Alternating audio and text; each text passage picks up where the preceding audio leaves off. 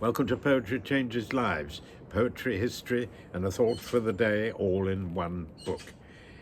Today I'm talking about the American pastor, academic, and theologian Reinhold Niebuhr, who died on this day in 1971.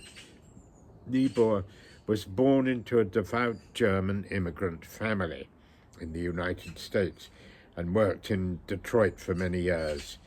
He was an outspoken supporter of workers' rights.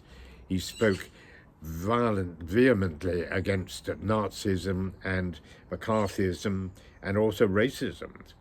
His writings were extremely influential on many well-known people, including US Presidents Carter and Obama, and other public figures such as Martin Luther King and Hillary Clinton. Niebuhr is also famous as the composer of the beautiful and profoundly wise Serenity Prayer, which goes like this, in case you don't know it. God, grant me the serenity to accept the things I cannot change, courage to change the things I can, and the wisdom to know the difference.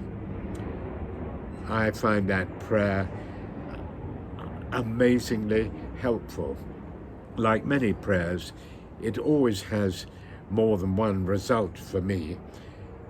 First of all, it calms me down, and secondly, it focuses on what I am thinking. It makes me ask myself, what are you saying? What are you thinking? What should you be applying yourself to? And the Serenity Prayer is really telling us to do our best and to keep things in the here and now.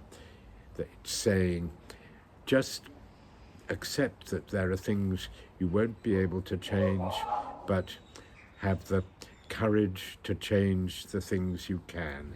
In other words, do your best. Don't worry about the future. Keep yourself in the present and don't regret the past either.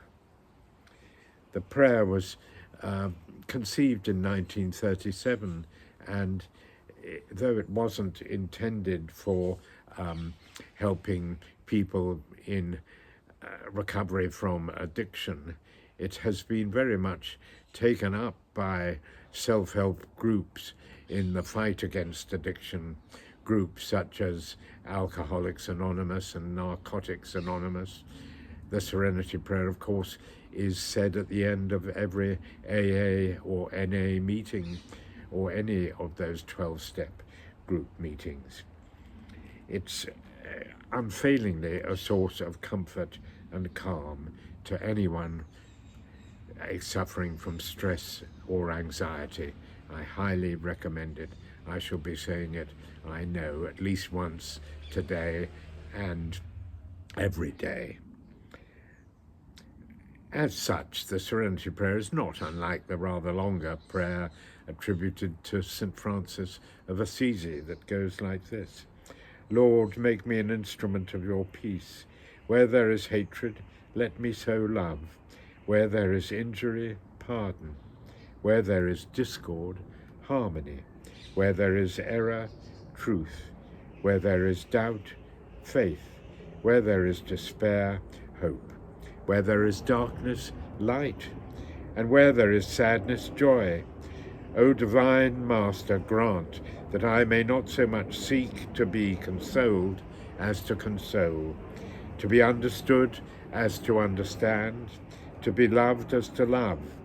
For it is in giving that we receive, it is in pardoning that we are pardoned, and it is in dying that we are born to eternal life. Gosh, what a lot of paradoxes to take on board, but it's very true and very beautiful. It's a beautiful kind of a poem of a prayer, I always think, and I try to remember that whenever I can. Today I shall say the Serenity Prayer, as I do every day. Thank you for listening today.